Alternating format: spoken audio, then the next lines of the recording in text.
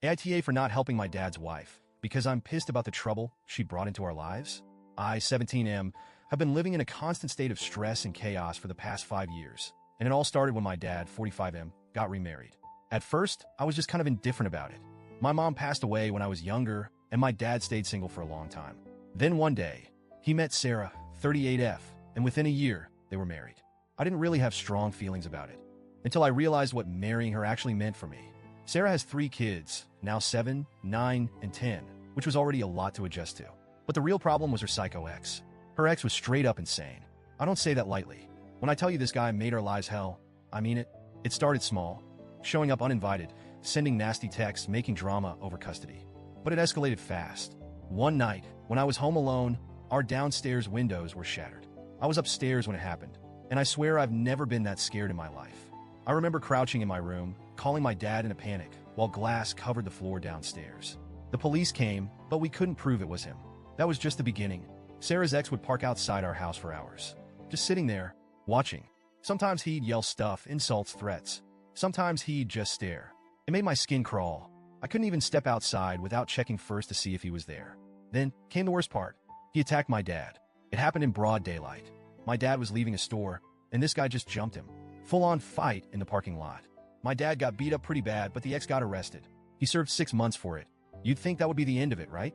No. While he was locked up, we got threatening letters. He had friends keeping tabs on us. When he got out, he picked up right where he left off. Because of all this, I basically lost my freedom. No friends over. My dad didn't want to risk putting anyone else in danger. No going out alone. I wasn't allowed to walk to school, go to the store, or even visit my mom's grave because my dad was terrified the ex would follow me. That last one hurt the most. No extracurriculars. My dad pulled me out of all my after-school activities. Sports, clubs gone. He wanted me to be home where he could keep an eye on me. And you know what made it worse? Sarah acted like it was just a rough patch. Like, she was really out here saying stuff like, I know this is hard now, but we're building something amazing. Meanwhile, I was watching my life crumble. But the part that really got me? I was expected to take care of her kids. Whenever her ex started causing drama, Sarah would tell me, can you just keep the kids distracted? Or they need someone to comfort them. Like, hello? Who's comforting me? Her kids were crying because they missed their dad. Meanwhile, I was sitting there hating mine for putting me through this. Things got even worse when Sarah decided to fight for full custody. Up until then, it was 50-50, and honestly, I liked the weeks when her kids were with their dad. It was so much quieter without them. But Sarah wanted them full-time. Few years of legal battles, court dates, screaming matches, constant drama. And of course, her ex did not take it well. The stalking got worse. The threats got scarier. Our car got vandalized. Security cameras would catch shadows, but never a clear face. It was like living in a horror movie where the killer was just out of frame. I was miserable. I wanted to scream at my dad. Why did you bring this into our lives? Eventually, Sarah won custody. Her ex only gets them every other weekend now. And while things have calmed down a little, it's still not normal. We still have to take precautions because of her ex. I still can't work late shifts. I still feel like I have to look over my shoulder every time I go outside.